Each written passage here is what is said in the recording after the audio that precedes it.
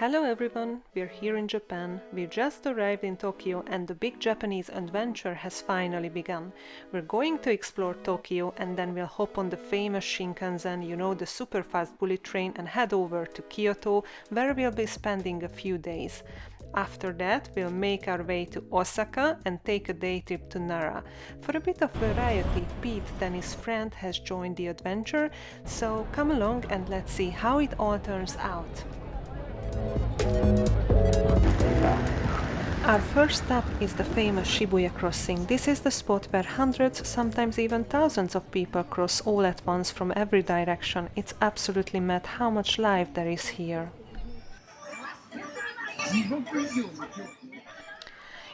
Japan's famous for its gaming culture, so of course we couldn't miss checking out a place like this. And it looks like the guys are really enjoying themselves.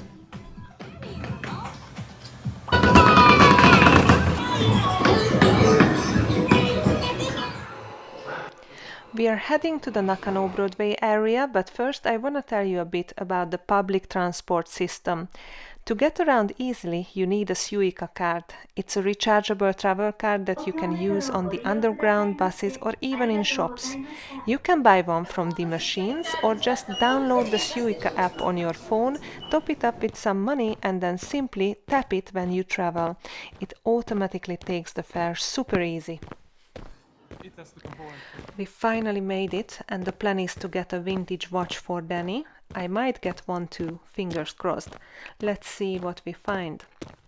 I can see loads of cosmetic shops here. Korea and Japan are super famous for their skincare, so I'm definitely going to pick up a few things too. Before we check out the shops, Danny wants to grab a drink, a smoothie. He's going to make us an acai berry one at the 7-Eleven.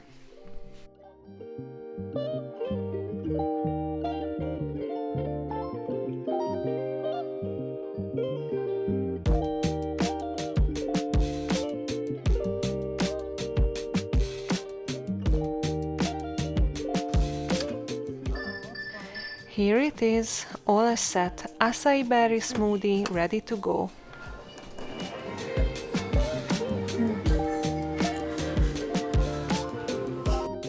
Here are the watches. You can find both new and pre-owned ones.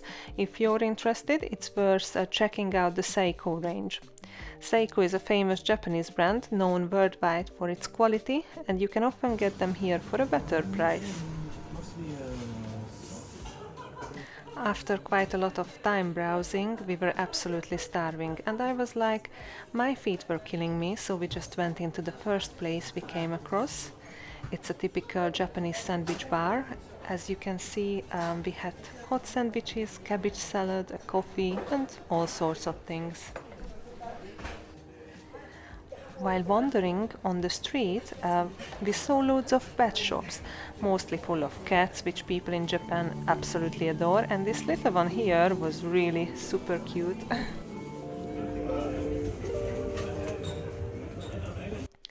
We went back into town to meet up with Pete again and grab some dinner. It's a sushi restaurant. We had a chat with one of the sushi chefs, and he told us that his grandfather was also a sushi master. He spent his whole life perfecting the craft, then passed it on to his father, and now he's keeping the tradition alive. It's one of the things I really admire about Japanese people. When they get into something, they give it their all.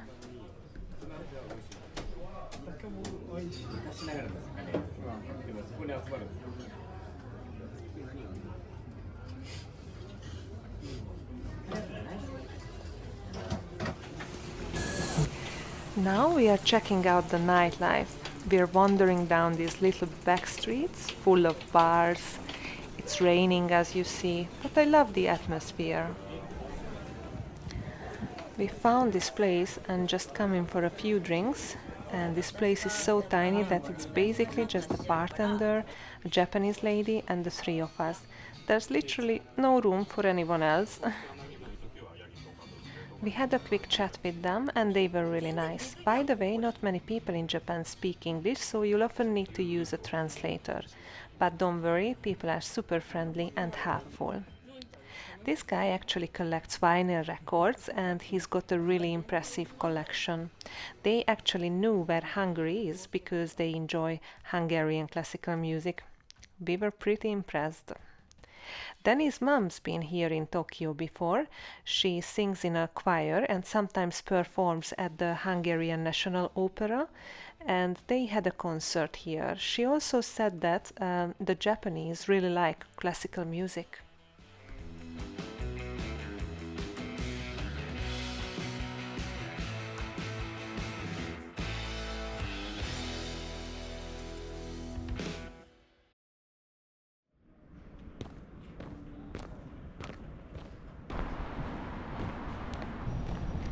It's the next day and we got a taxi to check out a different part of Tokyo. Taxis here are incredibly clean. We're heading to the Asakusa area. I've always wanted to try that classic Japanese sushi place where it comes round on a conveyor belt, so we are on the hunt for one of those right now.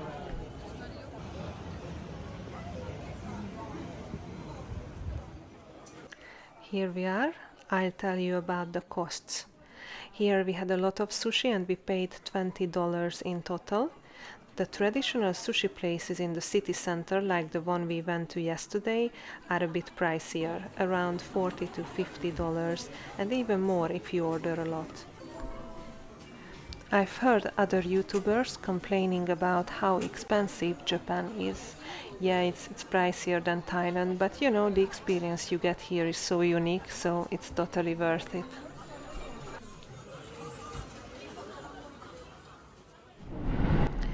On public transport, you're expected to be quiet. Speaking loudly is considered rude, so make sure to follow the rules and be respectful to the locals. The three of us have come to visit the Atago Shrine. We are walking under the red torii gates. The shrine was built in the early 1600s by the shogun Tokugawa. There's a legend that if you make it up the steep steps to the shrine, you'll get luck and success in life. So of course we gave it our best try, just to be safe.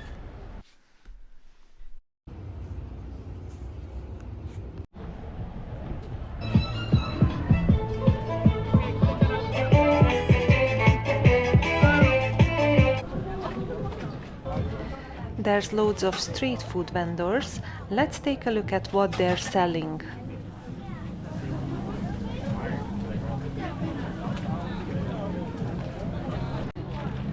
Along the way we've reached another shrine. And look at this statue. This one has a human head and a snake's body. In Japanese culture, snakes aren't seen as scary, they actually symbolize wisdom, renewal, and protection. And of course, the torii gate always shows that you've arrived at a sacred place. It marks the transition from the everyday world into a spiritual space. From here, Danny and I are heading to a tea ceremony. It's gonna be very fascinating. It goes back to the time of the samurai, and it wasn't just about having tea. It was more like a spiritual practice that helped the warriors focus and find their inner calm. People coming like here. Thank you very much, and welcome to Japan again. First time to come to Japan. So tea ceremony, we normally have some sweets like these candies before drink matcha. I like to explain about matcha. What is matcha? And also, I like to explain the differences green tea and matcha.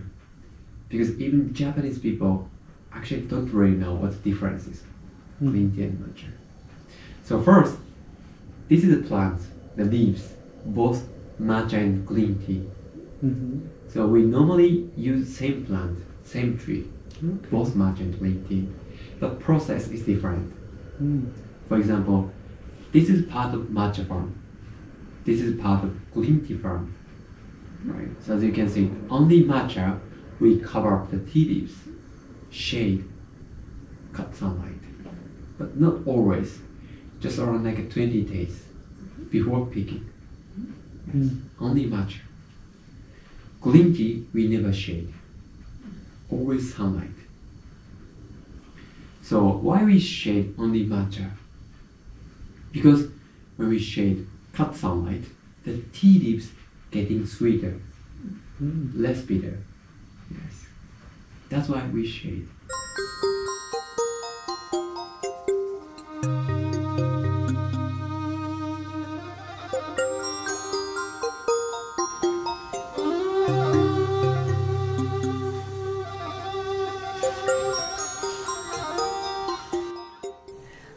The whole experience was really authentic. Now we are just browsing around. I'm looking at these vinyl records. One day we'd love to get a turntable, and I can imagine us sitting at home on a rainy autumn afternoon with Miles Davis playing in the background. So yeah, I love this stuff. The vibe here is just amazing.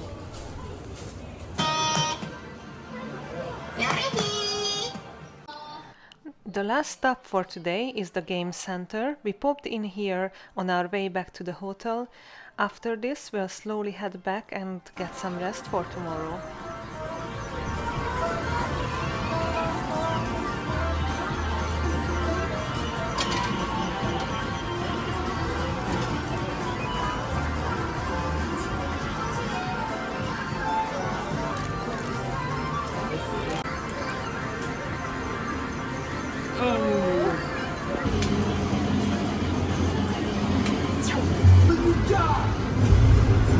What's happening?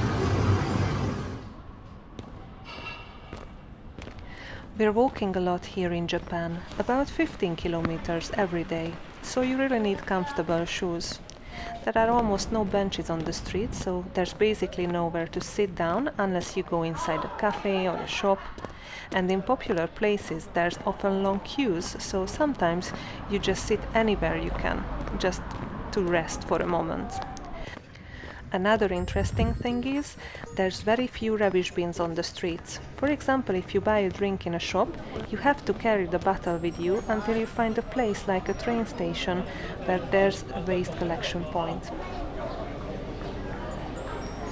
Now we've arrived at Senso-ji, the oldest Buddhist temple in Tokyo. Its history goes back to the year 628, when two fishermen found a statue of a goddess in a river, and the temple was built to honor her. That's why we're seeing those fish flags. The temple's been rebuilt many times because of fires, earthquakes, and it was also bombed in the Second World War. But the reconstruction follows the original style, so this is what it looks like today. We've come to another famous historical shrine, and it's especially beautiful right now because we are here during the azalea season. As you can see, the whole hillside's covered with azaleas. It looks like a huge carpet of flowers.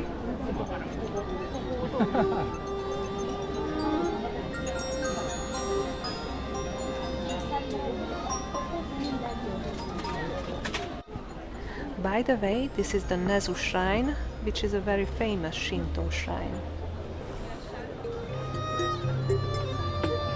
時までの間、チャレンジでお受け付けいたします。ご希望の方はお時間以外に12時までの間、チャレンジで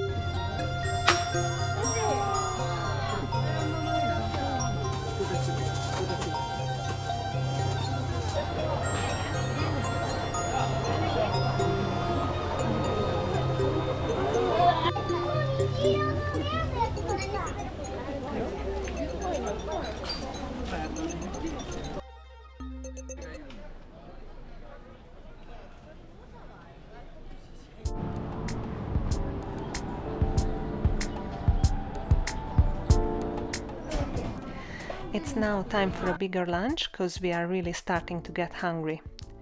Pat is joining us too, and we'll keep exploring together for the rest of the day. And tomorrow morning we are taking the train to Kyoto.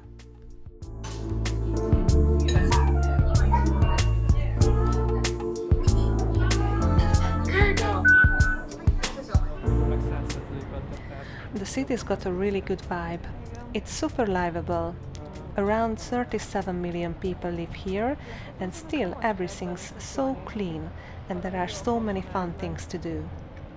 Shopping's a really great experience here. I totally recommend the Uniqlo store. It's a Japanese brand that's now really popular all over Europe. And where I live in England, people really love it. Right now we are heading to the Akihabara Radio Center, which is a really iconic building in Tokyo.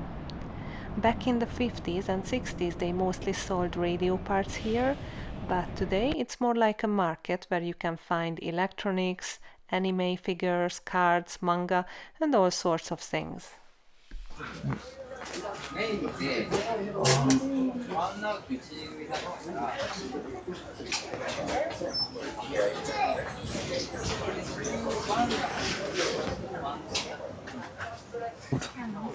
Wow, a manga restaurant. You know, a lot of young people dress up like these characters.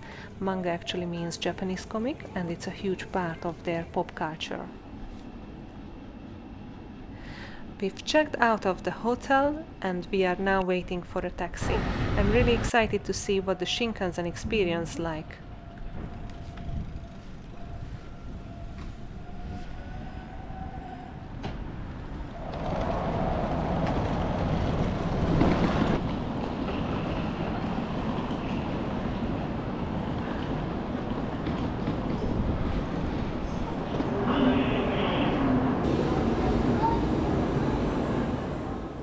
The Shinkansen can go up to 300 kilometers per hour, so you can get from one place to another really fast. On the train, it's worth trying the bento box, which is a traditional Japanese lunch. You can buy them at the stations or on the train. We were lucky to catch a glimpse of Mount Fuji on the way. I'll tell you a fun fact. Mount Fuji, or Fuji-san, is 3,776 meters high, making it the tallest mountain in Japan. It's also an active volcano, although its last eruption was in 1707.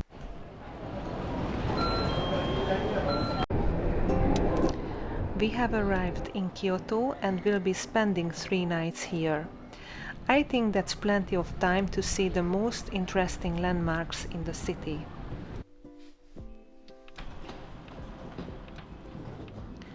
We booked a room here and the location of this hotel is really good. The main public transport hub is literally 1 minute away, right across the street from the hotel. It's also great value for money. We paid £84 per night. And we are here during a peak season when hotels are usually more expensive. What I really like is there's a family mart on the ground floor and it's open 24 hours, so we can pop in anytime, even late at night if we need something. There's also a Starbucks next door and several landmarks are within walking distance. Since the first day was basically just a half day, we looked up what's nearby and there's a Buddhist temple close to our hotel, so we are just walking there right now. As far as I know, Buddhism is one of the most common religions in Japan. By the way, did you know that Kyoto used to be the old capital of Japan until 1868? During that time the shoguns ruled the country and the emperor only had a symbolic role. Then this system came to an end and the goal became to modernize Japan and catch up with the Western powers. That's how Tokyo became the new capital, and today it's one of the biggest and most vibrant cities in the world, while Kyoto has kept its traditional historical charm. So we've just arrived at Kyoto's most popular market, Nishiki Market. It's basically a long, covered street packed with local shops and loads of Japanese street food stalls. The plan is to have a little wander around and try a couple of specialties.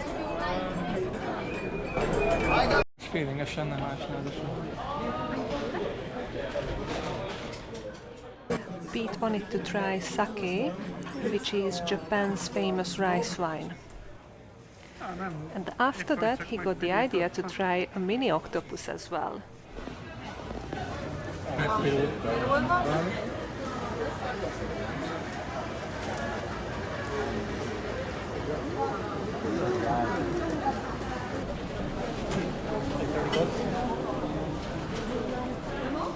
I'm seeing loads of matcha sweets everywhere, so there's plenty to choose from if you're into that. And now we are going to try takoyaki, which are basically little dough balls with small pieces of octopus and cheese inside. They're crispy on the outside and soft and creamy on the inside.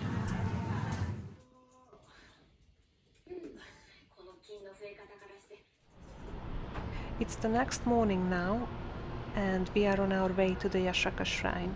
As I mentioned, we just walk through this area to get to the station, and within a few minutes we can reach the streets around the geisha district.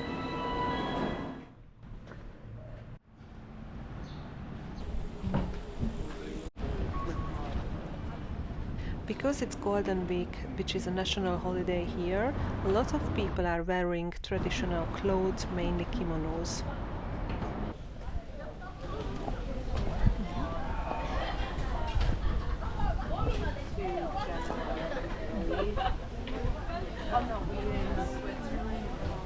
There's a small market here as well, so you can buy souvenirs or even grab something to eat if you fancy it.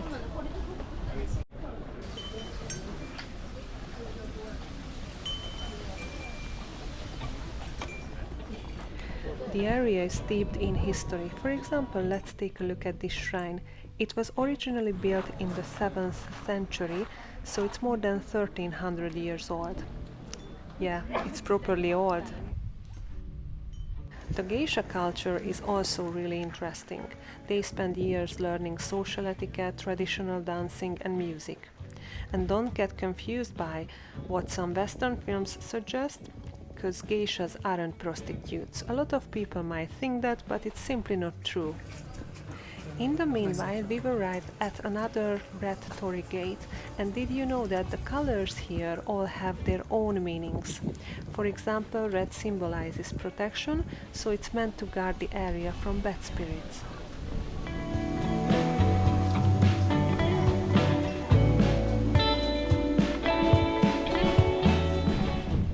I really like this wood-framed Seiko clock between the two stone pillars.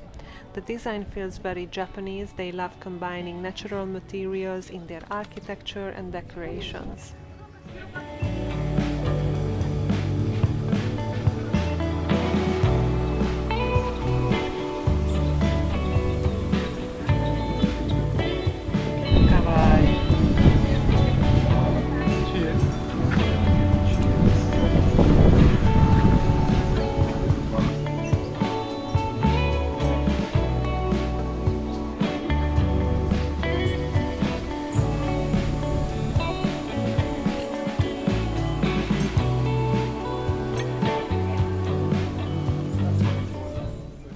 In this area you can find some really nice authentic places, proper little tea houses and traditional spots.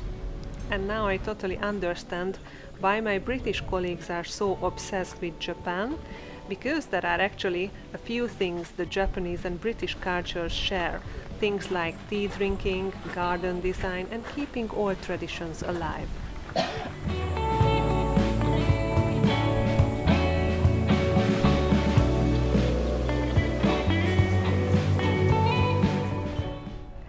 And this right here is the famous bamboo grove. Loads of tourists come here just to take photos, so I'd really recommend coming early if you want to avoid the crowds. And here's the exit. Outside there are loads of matcha cafes, so we're gonna pop into one of them.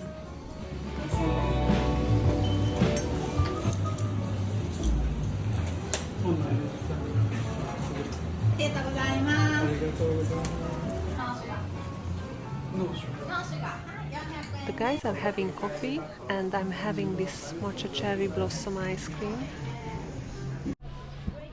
Okay.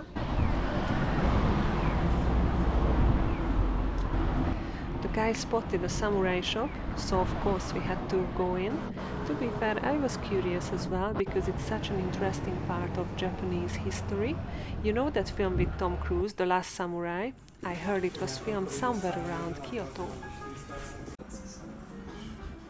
We were getting seriously hungry, so we decided to try okonomiyaki.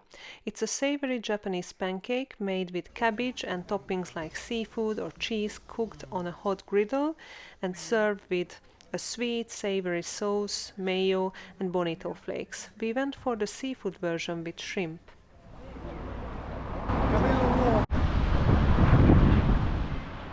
Next, we took a bus to the Imperial Palace.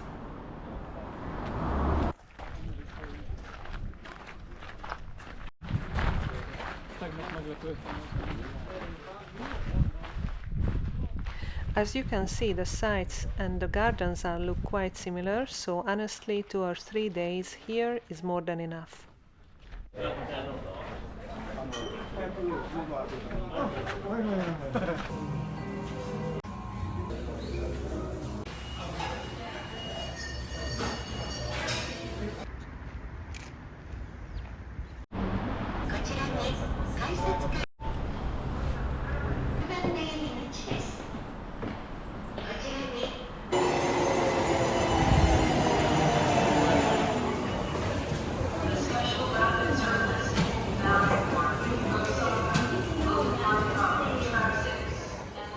I'm so tired after today. I just want to stop by the Family Mart next to our hotel. Let's see what we got. This is called natto, which is made from fermented soybeans. It's sticky and stringy, but the flavor is actually really good. Bon appétit!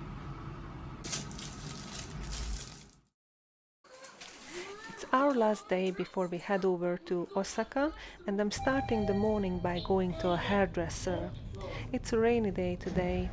Danny always goes to a barber in every Asian country we visit, so I decided to give it a try as well. And honestly, it was such a nice experience. Everyone was super friendly and they did a really good job with my hair. I wanted a bit of a change, so now I've got a fringe.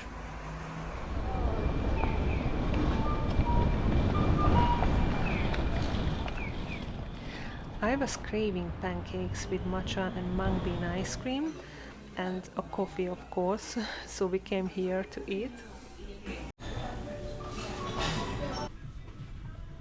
There are some big manga fans in our family, so we stopped by this bookshop where we bought a Naruto book for Danny's brother Dominic, and for ourselves we picked up a Dragon Ball as a little childhood throwback.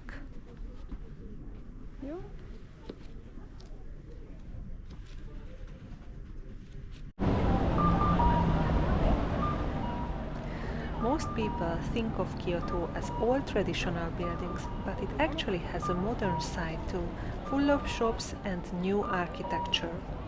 And these modern areas blend right into the narrow alleyways of the old town.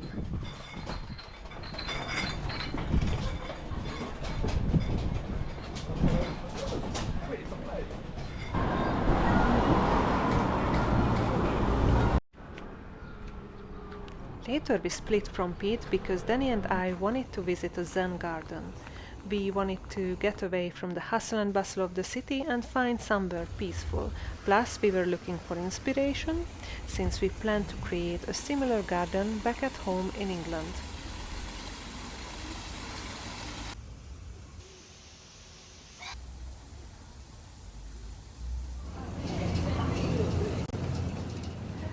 Back into the busy streets again. We're having our last dinner in Kyoto tonight, so we'll probably try a ramen place.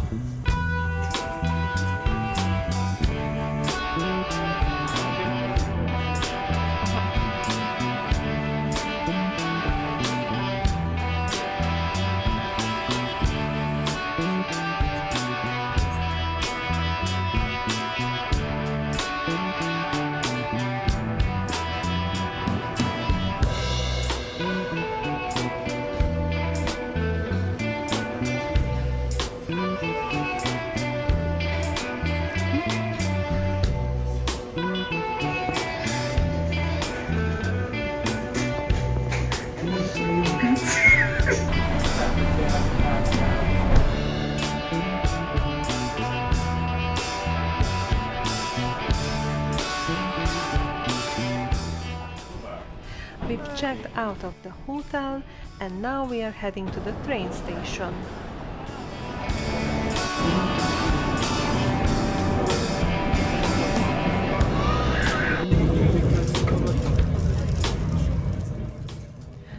Osaka, here we come.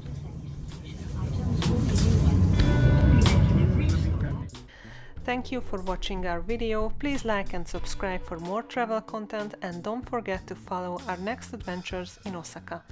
Bye for now!